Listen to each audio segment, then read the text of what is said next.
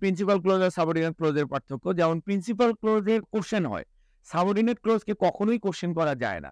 আর principal ক্লোজের আগে কোনো conjunction বসে না, সাবঅর্ডিনেট ক্লোজের আগে কনজাংশন বসে। তাহলে যে ক্লোজের আগে কনজাংশন আছে ওটা কি সাবঅর্ডিনেট, যার আগে নাই ওটা কি প্রিন্সিপাল। আর একমাত্র কোশ্চেন করা যায় শুধু প্রিন্সিপাল ক্লোজকে।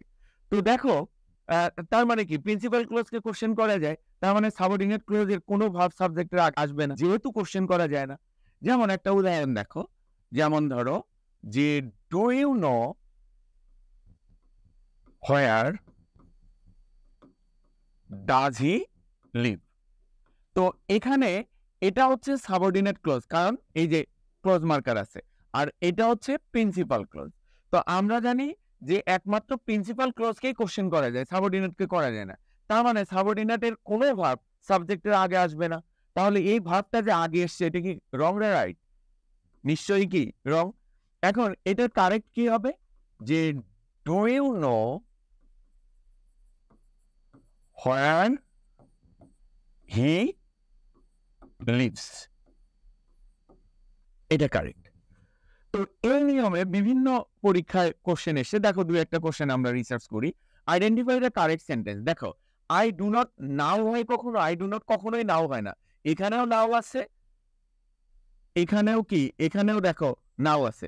তার মানে এই দুটোই কি বাদ, নাও যেহেতু আছে। এখানে আই ডু নট নো, এখানেও আই ডু নট নো। এখন এই দুটোর মধ্যে দেখবো আমরা, I do not know where does he live, এখানে কিন্তু হোয়ার ক্লোজ মার্কার, এরপরে এটা সাবঅর্ডিনেট ক্লোজ। তো সাবঅর্ডিনেট ক্লোজের কোনো ভার্ব সাবজেক্টের আগে আসবে না, তার মানে এটা কি ভুল।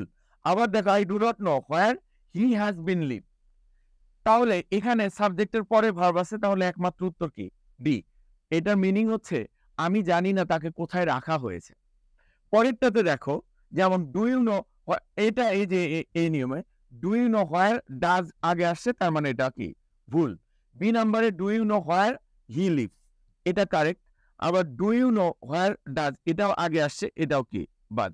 এখানে দেখো ডু ইউ নো, এখানে ক্লোজ মার্কার দিয়ে দিছে কি একদম লাস্টে, এটা কোনো সেন্টেন্সই হয়নি। তাহলে একমাত্র উত্তর কে বি।